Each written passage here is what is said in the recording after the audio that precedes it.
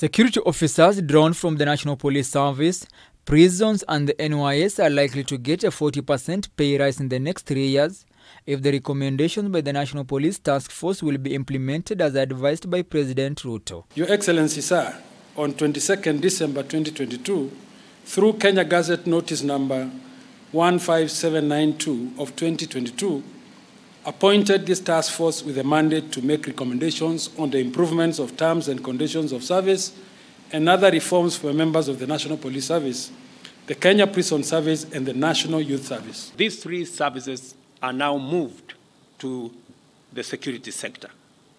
Review the pay, living conditions, medical cover, housing, and other aspects of welfare for police. President Ruto said the report established that the security sector faced serious challenges which include underfunding, corruption, organizational weakness, and inefficient leadership which required urgent redress for better service delivery. The task force has diagnosed 4 primary problems in our services that have hampered effective and efficient service delivery, rendered them resistant to growth and transformation, and collapsed their stature in the eyes of many Kenyans.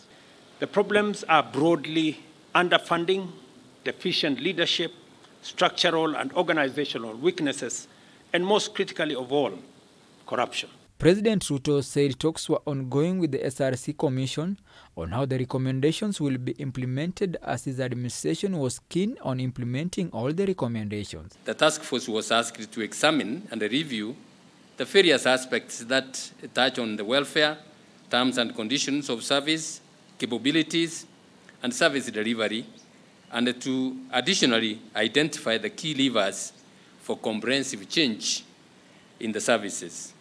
I have seen the recommendation that has been made by the task force to enhance the salaries of our policemen, our National Youth Service, and our prison service by 40% over the next 3 years. The head of state further urged members of parliament to cooperate when some of the recommendations will be brought to the National Assembly for consideration into law. The weakness in the security services have grown to major challenges, which have further devolved into a threat to the integrity, efficiency, security, and public trust in the security agencies, and by extension, eroded their trust in the government's ability to guarantee the most basic right, the security of persons and their property.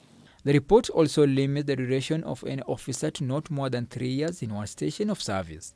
Integrity issues in promotion, recruitment, and investment in modern equipment was also captured in the report.